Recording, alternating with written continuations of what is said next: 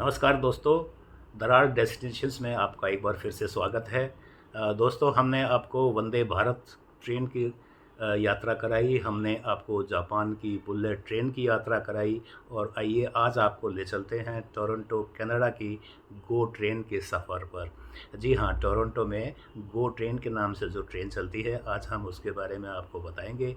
लेकिन उससे पहले आपसे गुजारिश है कि आप मेरे चैनल को सब्सक्राइब ज़रूर कर दीजिए और आप पसंद आए तो लाइक, शेयर और कमेंट ज़रूर करना ना भूलें। Thank you. तो आइए चलते हैं गो ट्रेन के सफ़र पर। तो ये थी जापान की बुलेट ट्रेन, बिल्कुल रॉकेट की तरह से। और ये है टोरंटो कनाडा की गो ट्रेन, जो कि गो ट्रांजिट सिस्टम का एक पार्ट है। हम आपको बता दें कि कनाडा में, बल्कि टोरंटो में जो ट्रांसपोर्ट सिस्टम है उसमें ट्रेन्स का और बसेस का उसे गो ट्रांजिट के नाम से उसको जाना जाता है। जैसे यहाँ दिल्ली में DTC है, इस तरह से वहाँ पे गो ट्रांजिट में ये ट्रेन चलती हैं और बसें भी चलती हैं। और आपको जान के हैरानी होगी कि करीब 90 लोकोमोटिव इंजन्स हैं जो 7 अलग अलग दिशाओं में ये ट्रेन चलती हैं। और ये जो ट्रेन चलती है गो ट्रेन, ये यूनियन स्टेशन से चलती हैं 7 अलग अलग लाइनों में। लेकिन जो सबसे बड़ी लाइन है वो है ईस्ट और वेस्ट की तरफ, यानी कि लेक शोर ईस्ट और लेक शोर वेस्ट। ईस्ट की तरफ ये जाती है ओशवा में और वेस्ट की तरफ जाती है हैमिल्टन नाम के सिटी है वहाँ पर। और वीकेंड्स पे ये नायग्रा फॉल्स तक भी जाती है। तो आज हम लेक शोर ईस्ट की तरफ जा रहे हैं, ओशवा की तरफ जा रहे हैं। यूनियन स्टेशन से ये ट्रेन चली थी।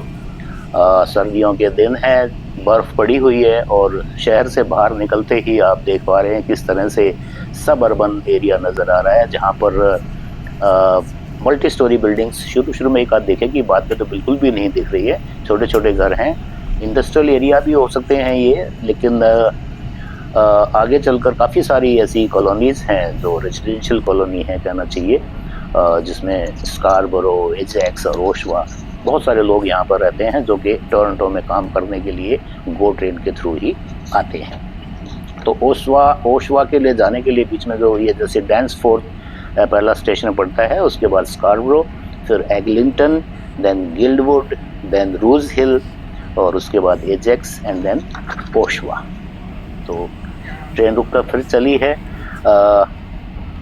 ये ट्रेन वैसे तो हर आधे घंटे में मिलती है, लेकिन वीकडेज पर, लेकिन वीकेंड्स पर इसकी फ्रीक्वेंसी हर 15 मिनट में है। और सैटरडे संडे को ये ट्रेन जो है ये यूनियन से नायग्रा फॉल तक भी जाती है, जो कि बहुत ही अच्छा एक तरह से कहना चाहिए सुविधा है, जिसमें अगर आप घूमने जाना चाहें वहाँ पर तो आप ट्रेन में मुश्किल से 10-15 रुपये का रिटर्न, इसका डॉलर का रिटर्न टिकट है, बहुत ही सस्ता है।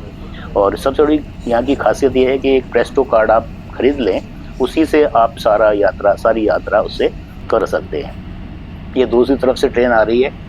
हर ट्रेन में करीब 12 कोचेज़ होते हैं जो कि डबल डेकर होती है और 1800 सीट्स होती हैं। इसको चलाने के लिए 3 लोगों का स्टाफ होता है, जो कि 2 ड्राइवर केबिन में होते हैं और 1 मिडिल में होता है, जो कि गेट्स को खोलना बंद करना और कस्टमर्स की यात्रियों की सुविधा का कहना चाहिए ध्यान रखता है। यूनियन से ओशवा का जो डिस्टेंस है वो करीब 51 किलोमीटर है, जबकि हैमिल्टन की तरफ जाएं तो 69 किलोमीटर है। और वहाँ से नायग्रा जो है वो और फर्दर 72 किलोमीटर है। तो कहना चाहिए कि ये सबसे बड़ी लाइन जो है वो ईस्ट टू वेस्ट या यूनियन से नायग्रा तक सबसे बड़ी लाइन है। बहुत खूबसूरत नज़ारा है, देख रहे हैं आप, बर्फ़ पड़ी हुई है, स्नोफॉल अच्छा खासा हुआ है। और लीजिए हम पहुँच गए हैं रूज हिल स्टेशन है, जहां हम अपने दोस्त से मिलने के लिए जा रहे हैं। ये स्टेशन बिल्कुल लेक के साथ है, यानी ये अभी हम देखेंगे राइट साइड में, अगर ये बाउंड्री के बाहर, अगर यहाँ से दिख नहीं रहा वैसे, लेकिन बिल्कुल जो टोरंटो जो ओंटारियो लेक है वो बिल्कुल साथ है बिल्कुल।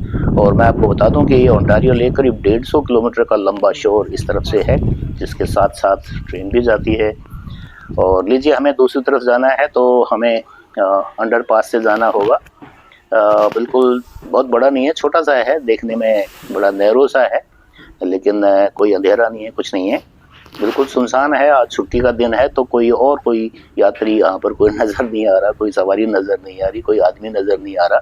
बिल्कुल सुनसान सा लग रहा है, लेकिन यहाँ पर कोई डरने की बात नहीं होती। हमारी तरह से ऐसा नहीं है कि यहाँ पे कुत्ते बैठे होंगे या पे भिखारी बैठे होंगे या कोई और एंटी सोशल एलिमेंट्स होंगे। लीजिए, टिकट का पेमेंट कर रहे हैं। इस तरह के कियोस्क बने हुए हैं, मशीन लगी हुई है जिसमें आपको अपना कार्ड जस्ट एक बार टच करना है और एक बार चढ़ने से पहले, एक बार उतरने के बाद करते ही आपके पैसे कट जाएंगे, आपको एक पैसा नहीं देना। लीजिए, हमारे फ्रेंड खड़े हुए हैं अपनी गाड़ी में इंतजार करते हुए हमारा दौड़कर। ठंड बहुत है बाहर क्योंकि बर्फ पड़ी थी, उसके बाद बहुत ठंड बढ़ गई थी, लेकिन हम पूरे इंतजाम से आए हैं तो पहुंच गए हैं अब हम गाड़ी के पास और यहाँ से बैठकर हम जाएंगे घर। तो भरत मिलन हो रहा है एक तरह से दोस्त के साथ, बहुत दिनों बाद मिले हैं कनाडा में। तो सोचा कि चलने से पहले 5 मिनट क्यों ना वॉक कर ली जाए। अब वॉक तो हम करने के लिए निकल गए, लेकिन हमारे दोस्त जो सीधे एयर कंडीशन घर से निकलकर एयर कंडीशन गाड़ियां बैठकर यहाँ तक पहुंचे थे, वो ढंग के कपड़े पहनना ही भूल गए। हालांकि हम तो पूरा इंतजाम करके घर से निकले थे क्योंकि बाहर ठंड बहुत होती है, लेकिन दो चीजें काफी ठंड लग रही थी। एक ऊपर किसी तरह से वहाँ से हम पैदल चलते हुए गाड़ी तक पहुंचे। लेकिन अच्छी ठंडे मौसम में एक 5 मिनट की अच्छी वॉक हो गई, कहना चाहिए।